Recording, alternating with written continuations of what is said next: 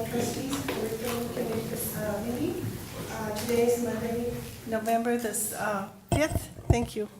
And it's approximately 6:06. Okay, item number 2. On item number 2, we'll review discussion of agreement affiliation between the San Benito CISD and All Valley Family Medical for the 2018-2019 school year. I believe we have Mr. Guerra. Yes, thank you, sir. Good afternoon. Good afternoon. This MOU is for the MOS program that we have there at the health science. What it means is their students will be going over there and also getting hands-on training with their staff for the MOS program. So that's what it comes down to. I missed something there. Say it again. This is for the health science department. The science department, okay. Okay, we have an MOS program, medical office specialist. Okay. So they'll be going to that facility and doing practicums there with their staff. Is this an agenda item? Okay, very good. Thank you, Sire. And I believe you're on the third one? Yes. Review, discussion of the purchase of the Onit MHM of clinical table for the 2018-2019 school year. This table is a state-of-the-art table that's going to be used by biology, the health science department, and pretty much anybody dealing in the science department. I have a video of what it does. It kind of explains a little bit about it. It's a sole vendor. That's what makes it so difficult. And this is kind of. Is that the one that you point to a certain area of the body and it'll tell you? That's the one. Let me kind of show you a quick video. I won't go through it's an 11-minute video, but I'll just show you little pieces of it so you can kind of see it. Okay, great.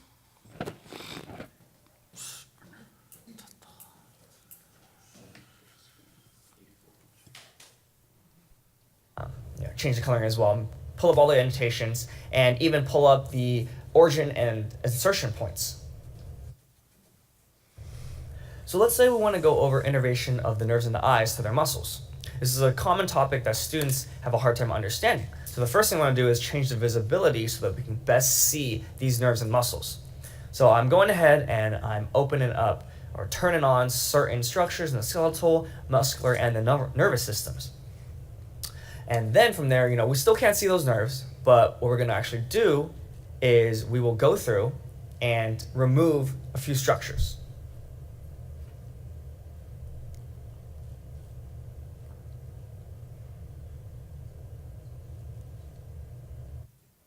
I can keep on going. It says it's an 11-minute video.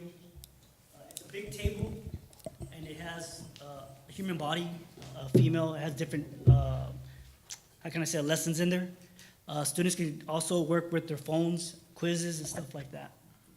So again, it's going to help out on all areas for biology, the health science department, and the high school as well. Do you know of other schools here in the valley that have purchased this item and how they feel Our about it? partner a little bit south of us, the health science school. I'm sorry?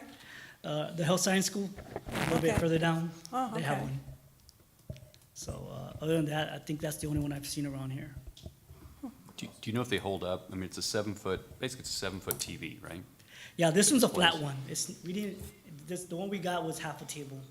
The 7-foot was a little bit more expensive, so pretty much you're gonna see half the body, but you can grab the portion of the torso, move it, and you can see the legs. So you won't see the whole body on the whole table, you see half of it only, but you can also move it back and forth to see the whole body. It was a little bit more expensive to get the other one, the full table. Is there, I know when we were at one of the TASB conventions, there was a vendor that had that large 90-inch tables, TVs that I think operate the same way. Yeah. Yeah. This one This doesn't. is only specific to health/medical field. Correct. So my question becomes that 90-inch, because that was much cheaper than this, do they have software for those specific ones? Yeah, this one's a little bit different in the sense that we looked and compared the software that came with all the other ones. This one had more lessons. There's going to be a 5 to 6 hour training. They're going to come down specifically. We have a 1 year pretty much agreement with them. Anytime we have a question, they come and answer it over the phone. But we do get training for our staff on this. It's a 5 to 6 hour training they'll be getting down from California. So when you say we, you're talking about the the teacher and the students. So who's in complete control of the whole table while the examining of the anatomy or? The teachers, they're the ones gonna get trained, but it's also hands-on for the students because, Okay. in other words, there could be questions asked during it, Uh-huh. and it connects to the phone at the same time, other tablets. Okay, but my question is, how much time is that student, that child gonna take to learn the lesson of the day or to work actually on this flat screen on the table? What's the timeline there? Well, we run a block schedule, so they're Block- working on okay. 90 minutes. That's 90 minutes. Yeah, so Okay. if they're not done that day, they carry the lesson on to So the next every day, so- child will get to participate? Oh, yes. And, okay.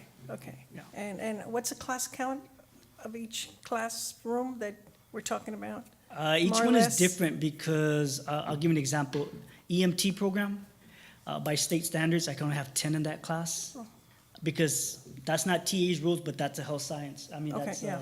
the health department. Okay, So that one's 10. Now you go to the CNA, we got more. We go to the MOS, we have 25, 30 in those classes. You go to a regular biology class, you have 25, 30. So it depends on the subject, really.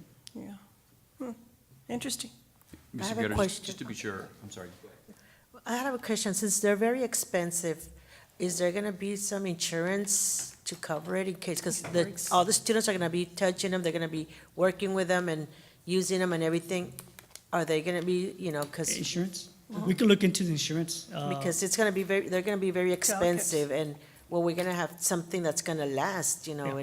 and of course, the kids are gonna have to learn how to use them properly and everything, but that's one thing that we wanna know that for sure, Okay. so they can I could- last. I could find out before, Please. by the board meeting. And another thing, will that program be upgraded per year, We per could buy, 2 years? How does that work? once we buy it, we own that software, but if we want to upgrade it for other stuff coming out, we just have to purchase that one. Oh, okay, that would be an extra. Yeah, like anything else, if we want to. And how expensive, do you know? Are they? It just depends, you Or- get to handpick what you want. Okay, depending on the subject matter or whatever. Yeah, but talking to It's the on the books. department, pretty much everything that's on there right now is pretty much everything that they need on that software. They don't see. That's very interesting, sir. So, Do Mr. you know, Guterres, just to- I'm sorry, I believe that kids really learn from hands-on science, because I have a grandson that's the way he likes to learn. He's autistic, but he learns by going to YouTube and actually doing a lot of stuff there, and it's a more fun way of learning. I think that's excellent. I'm excited. Yes, sir. So just to clarify, the paperwork shows that it's the 84-inch. And I'm 48 just trying to inch? scroll through their website to see what the half one is. How big is the one that this bid is actually for? Because the paperwork we have says 84. Well, it might be the 84 one. I think the other one's maybe a 90. Hold on.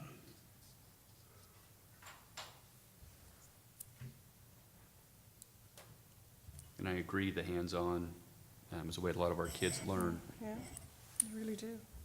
And so did we compare the technology to the models? Like the faux cadavers? Yes, it is the 84, the life-size one.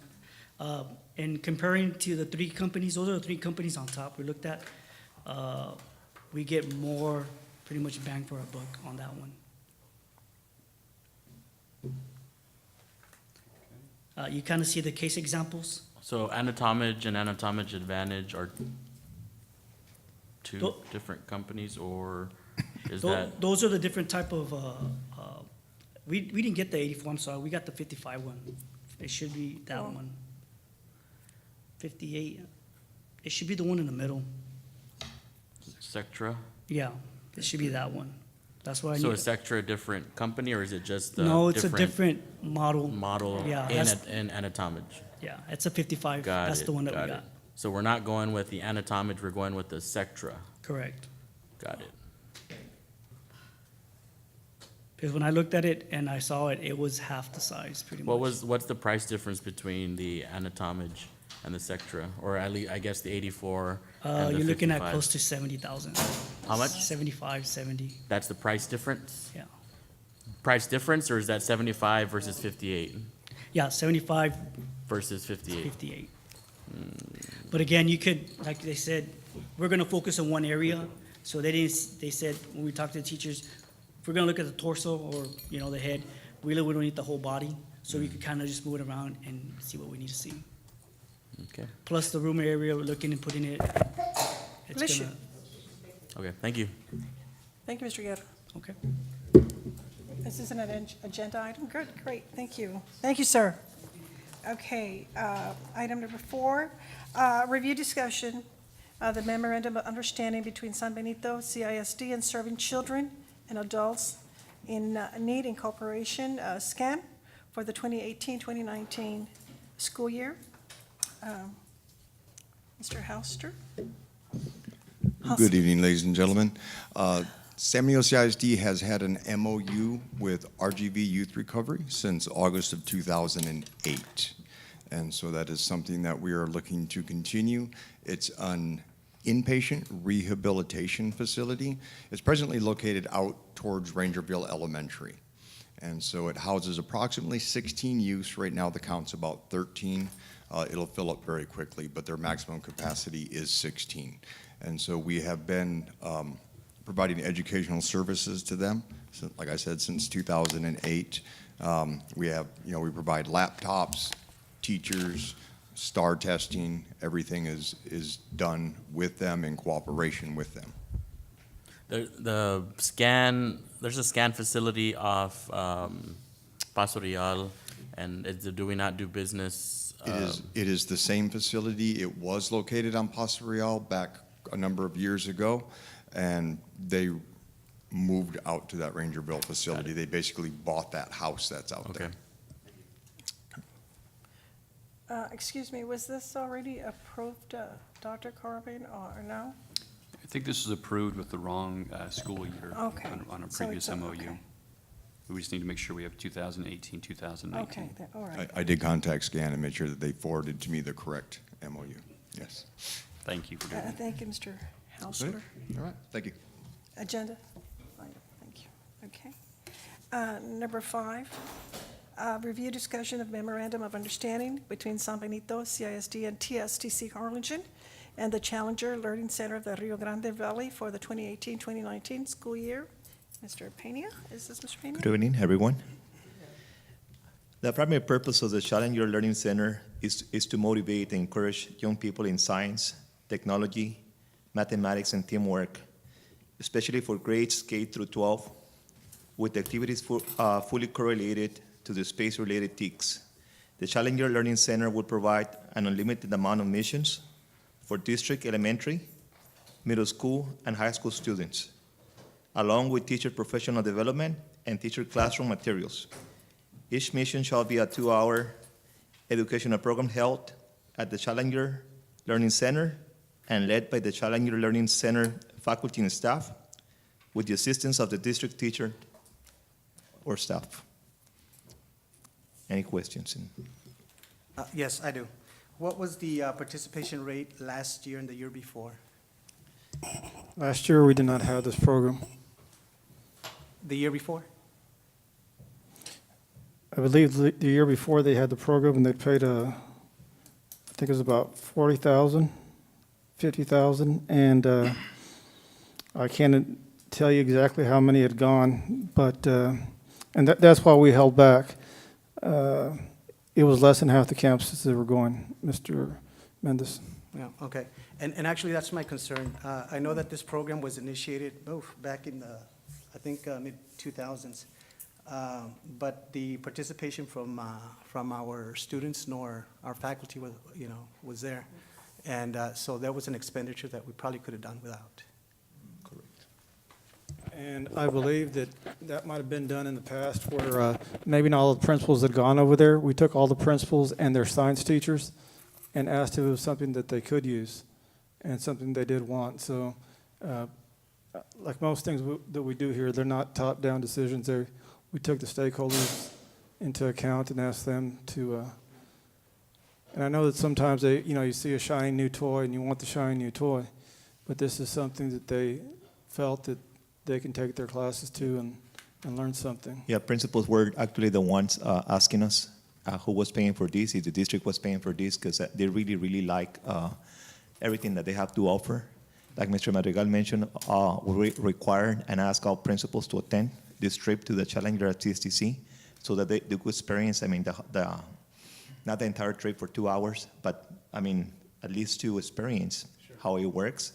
So they were very excited, and they were the ones asking us and requesting if we were providing the funding to take our students to TSTC. I appreciate that. I think, and I'm pretty sure it's going to be a board item. Can you all provide us with a listing of the leadership activities and programming that the students will be receiving? Yes, sir. And in addition to that, the dates that are open for San Benito CISD? Because my understanding is that they open it up for all the schools valley-wide. So I'm assuming that there's a allocated time frame that our staff would be allowed to partake in those activities. So let's make sure that we're diligent about what we're going to do and how we're going to apply it for our faculty and our administrators. If it's feasible, great. If it's not, let's really think it through. Correct. Thank you, sir. Thank you. Agenda item, very good. Number 6, review discussion of district instructional material selection committee for the 2018-2019 school year. Let's see, who's that?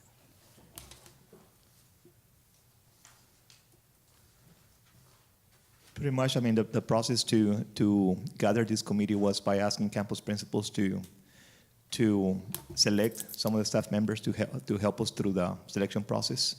So the selection process is going to be, I mean, the committee is going to be meeting with vendors to see what they have to offer, and I mean, through several meetings and see the different products that they have to offer, and to make sure that we select, I mean, what is best for our students at San Benito, because that's what they're going to have for the next 10 years. So in the committee also, not only we have teachers, we also have all the elementary and campus principals too, including Mrs. Flores, Libby Flores, and myself.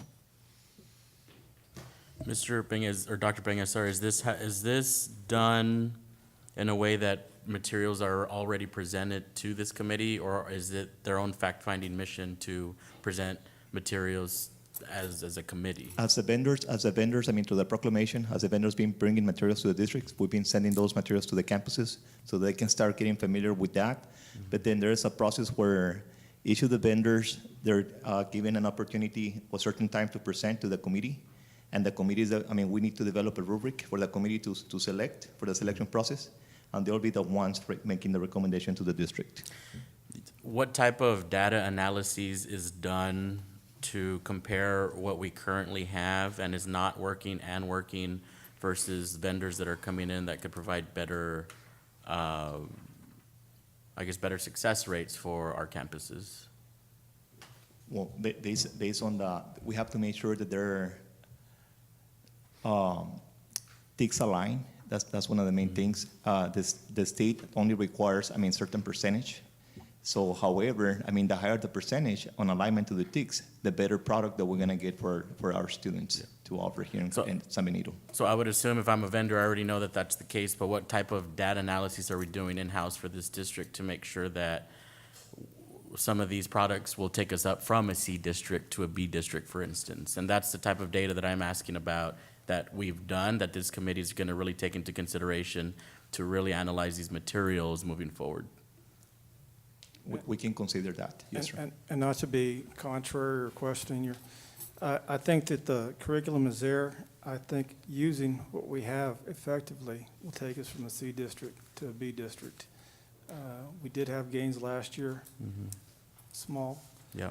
And based off our CFA data that we have right now, we do see some increases, small increases, but the things that we're doing now are more aligned using the TICS resource system. Yeah, no, So it goes without saying, we've come a long way in the curriculum department, but if this is an opportunity to really vet what we have versus what is out there and make sure that that's aligned with where our gold standard ambitions are, then I want to make sure that we're not losing on that conversation. So one of the advantages, I think, for us is that we've gone through the alignment process with our instructional staff, and they all understand how to break down those student expectations. They know how to look to the noun, the verb for the alignment in the materials to what the SEs are asking them to do. So these committee members have gone through that training, and they should be at a higher level of understanding on verifying the alignment of what the lessons are inside of these textbooks to the student expectations. Any other questions? Yes, just a clarification. Is this for resources or book adoption? It's book adoption, but Book mainly adoption. for a lot of all our elementary campuses, and only a few at the middle school. Okay. Can you maintain records of the tally sheets when you complete it? Yes, That sir. way you can Yes, sir. present it to the curriculum department? Yes, sir. To the curriculum committee. Appreciate it. Thank you. Thank you. Thank you, sir. Agenda item, yes, okey dokey. Committee concerns. I had one. One of the biggest things that I've been getting phone calls about is about Skyward, and I'm sure administration has as well. I think for me, my biggest concern is when it affects instruction and it affects teachers who are closest to our students, it's not okay. And so I have a lot of teachers who, I'll give you a specific example at the high school where previously, in order to print grades with the previous system, they were able to just hit print. I think now with the new system, there are, and I'm looking at you, Ms. Ortiz, not because you're responsible, but because you deal with our data and all of that. But I think the biggest thing with teachers now is, and I don't want to speak for all of them, but they're choosing not to print grades solely because it's just such a task to pull up the grade sheet, change a lot of what is on there because parents at home won't be able to tell what in the world they're looking at. And as former teachers, Ms. Silva and, Ms. Weaver, you know exactly what I'm talking about. So it's just becoming a barrier to their success where they're spending a lot of time with the minute things of Skyward, where that can be focused on lesson planning, instructional delivery, et cetera, et cetera. And I bring this forward I know we've been talking about it, I think in one-on-one conversations, but I think I want to make sure before we leave today or maybe by next board meeting, an action plan, because I think I've brought it up to individuals and it seems like we are quote-unquote dealing with it, but I'm hearing the same thing week after week from the same teachers and from the same administrators on campuses. And like I said, if it's affecting instruction, then I want to make sure that we have an accountability plan to how we're going to deal with it, whether it's Skyward itself, whether it's the coding in Skyward to change this, whether we're the beta guinea pigs of Skyward for this particular program. I don't know. I know Ms. Morado is not in the audience to answer some questions. I would have loved for her to be here because it appears even when they try to call Ms. Morado, that they're not receiving, I think, the adequate support, whether the support is there for her or for whether the support is there for Skyward. There are just a lot of unanswered questions that I've come across, and I want to make sure that we nip this in the bud because we're already halfway through the year. Doc, in addition to what Michael is saying, is there any way that we can conduct, I mean, I know this is a new product, and if it's very obvious it has barriers or there's just, whether it's lack of implementation on Skyward's part or we just didn't have enough time, so on and so forth. At the end of the day, it's causing, a disruption one way or another. Is there any way, Doc, that we can potentially maybe do a survey and find out exactly where they're having issues with this program? Just to make it a little bit more clear? Because, yeah, it is becoming an issue. We did something similar. We asked each campus for their list of issues, concerns, challenges. Skyward's been around for a number of years. There are hundreds of districts across the state of Texas and thousands across the country that use Skyward and use it very well. One challenge for us is this is a new platform. So some districts that had the older version, when they came up to the Q platform, whatever it is, their new version, are still running the old platform in the background. And so they know how to use it. It's able to carry them through. We came from a different system into this new platform. And so there have been some challenges because it is their newest and latest and greatest version. We made the choice not to go with the older version because had we done that, we were trained on something that looked one way, and then in 1 year would have had to make the jump.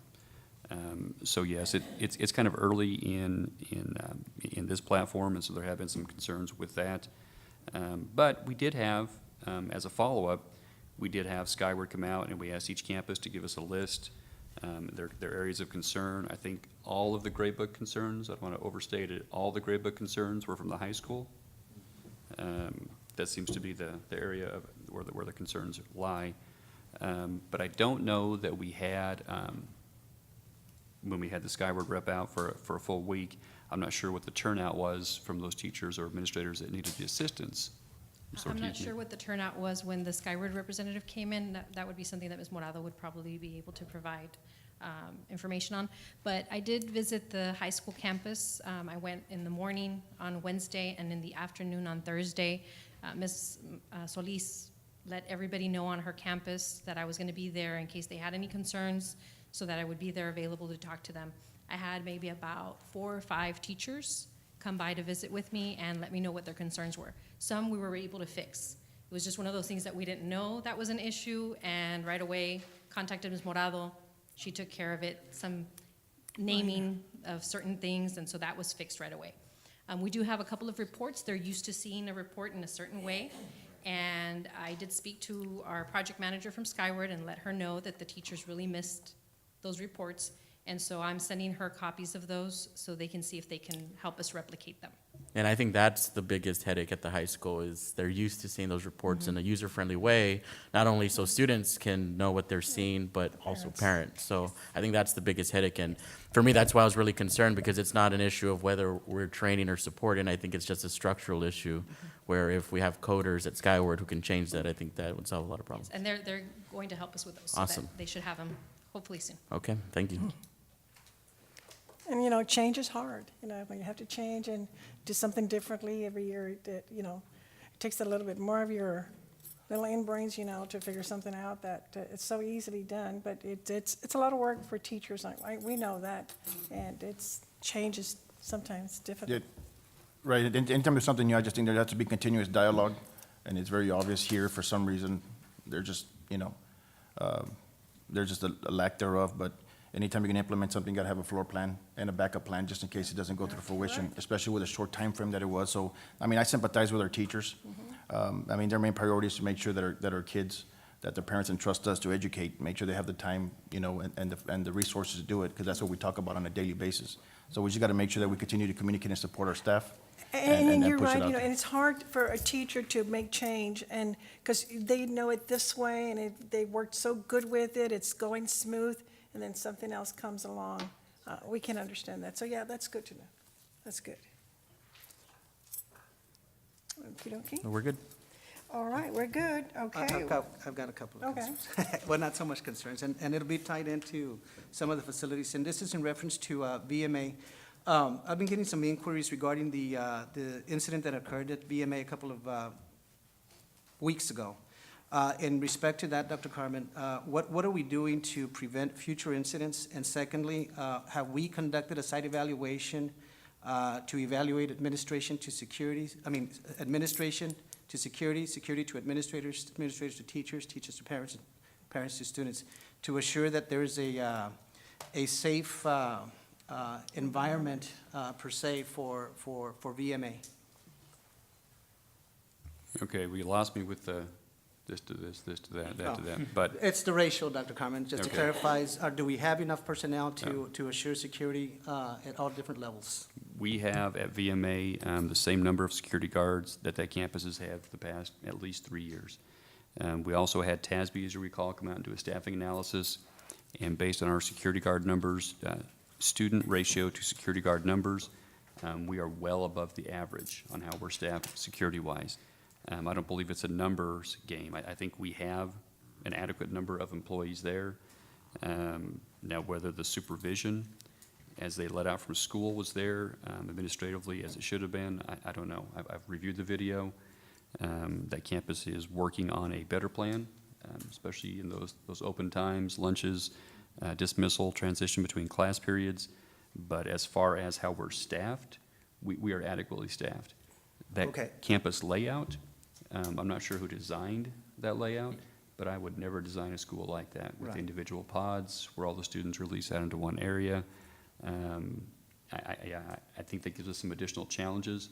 But based on the number of kids we have and the number of security guards and police officers that we employ, we are well above the average. What does the administration look like, if you don't mind me asking? I think that was one of the concerns that they were posing. And, you know, no disrespect to our administrators, but the comment that was stated allegedly was aging administration. But those were the comments that were said. And I am concerned, when that's being posed, are we addressing those items to assure that we are providing adequate administrative supervision, or our administrators at this level, are we intervening and are we having dialogues with our administration to assure that, you know, that they have all the resources that they need to secure all facilities? I want to clarify, we don't discriminate on basis of age. We don't discriminate. And that's exactly what I'm, you know, I want to make sure that we clarify that error. That's why I'm stating it right now.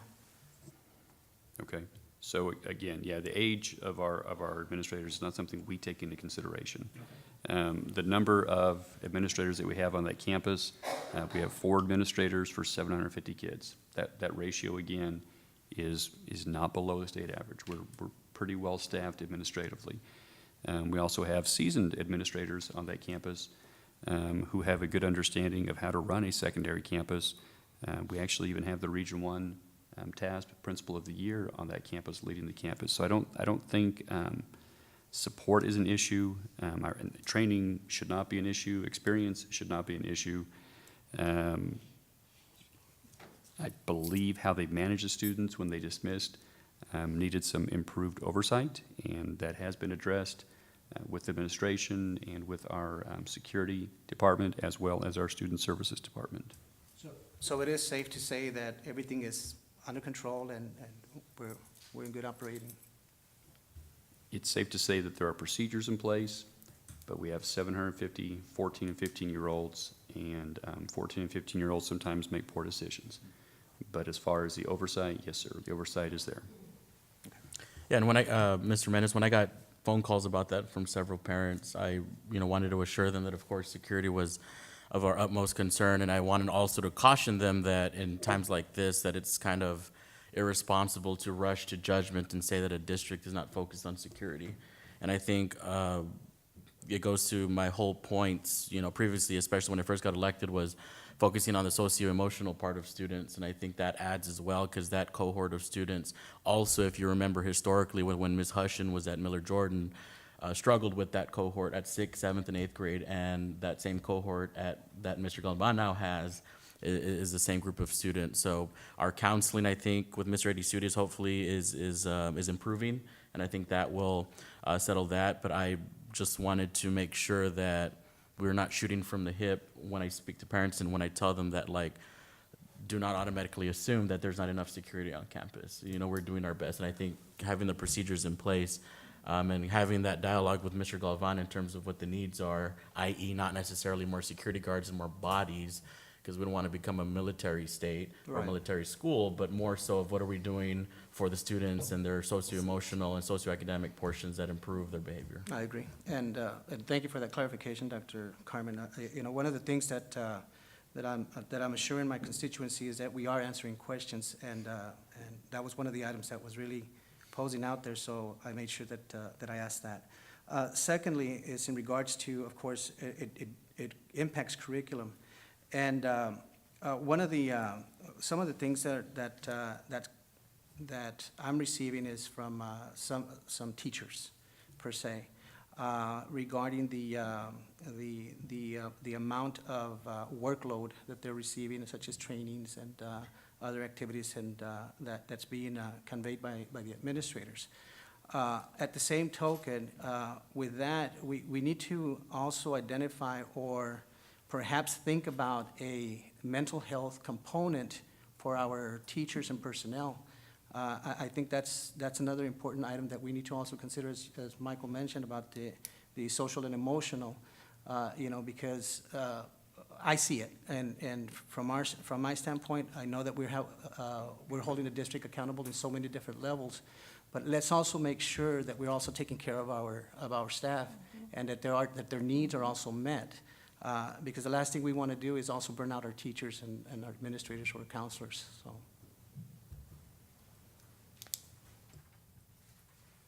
Point well taken.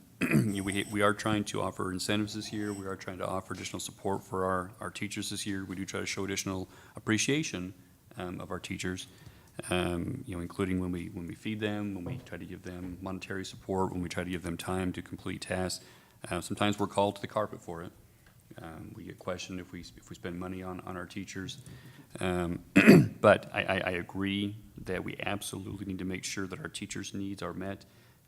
From our perspective, we make sure that our principals' needs are met, so they have that support, so they can go back and offer that support to their teachers, so teachers can offer that support to their students. It has to happen at every level, and it's certainly something that we're aware of, and we try not to overdo it, the workload, but of course, at the same time, we don't want to be a C district again, and so we are working very hard to get out of that situation and improve the education for all of our students.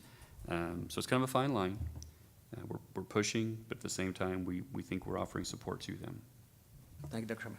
Yes, sir. On that note, did we receive or do we have any partnerships with any counseling organization that might extend that piece of the counseling to and make it available to our teachers or our personnel? Do we have anything going on right now? Where's Mr. Edisuda is when I need him. Maybe he can come to the next committee meeting Okay. and discuss that. Maybe we I could don't do- know that we have that for employees. If we do, I'm not aware of it. If we do have it, it would be through EAP, through our health insurance. Is that our health I insurance? don't know if we do. I said if we do have it, it would be to employees. Excuse me, thank you, excuse me. Could we look into that to see if that's available for our staff and somehow disseminate that information that item is available? Thank you. Hey, Dr. Carmen, I got a quick comment as far as, this dialogue that we're having right now. I think another thing we need to do, Doc, just to extend the information out to our constituencies is that we have, and we've had multiple audits, that we are staffed appropriately, that our kids are well taken care of in our district and protected in our district. There's certain things that, of course, we can't control, but I think that's a message that we really need to roll out. That we are staffed appropriately. As a matter of fact, that we've gained staff, not lost staff. So, anyway, I just think that's a strong message that I think we need to push out there, especially in this moment when there's some question as far as our vulnerability. Thank you. Thanks, sir. Okey dokey. We adjourned, 6:43. Thank you.